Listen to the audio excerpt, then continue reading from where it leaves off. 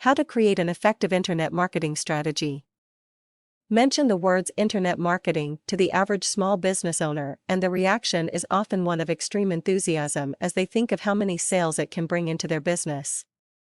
After all, most small business owners have been sold on the dream internet marketing is like some magic spell. Just say it and the profits will come rolling in.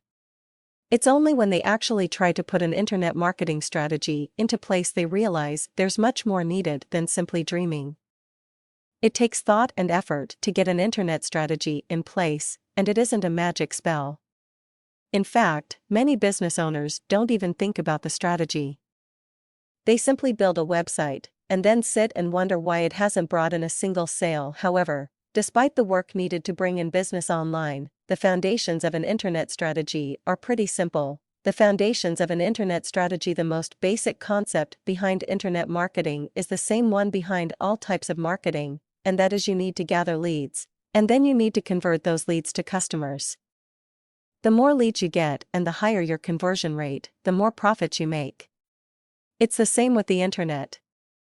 The more visitors you get to your website, and the more of these visitors you convert to customers, the more money you make. So, the first thing to do is make sure you have a strategy in place to get people to visit your website, and then design the website in such a way as to maximize the number of conversions.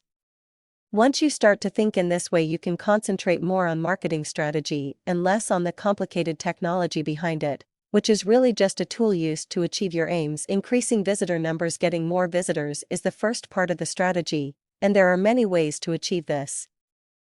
But it isn't just more visitors you need more qualified visitors, people who are interested in what you're selling.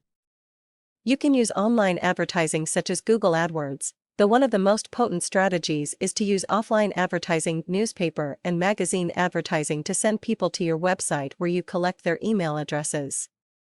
But always remember to attract qualified prospects, because these are people who are more likely to buy, and also to pay more for what you have. The pages are the thing. The next stage is the number of conversions. So how do you get more conversions on your website?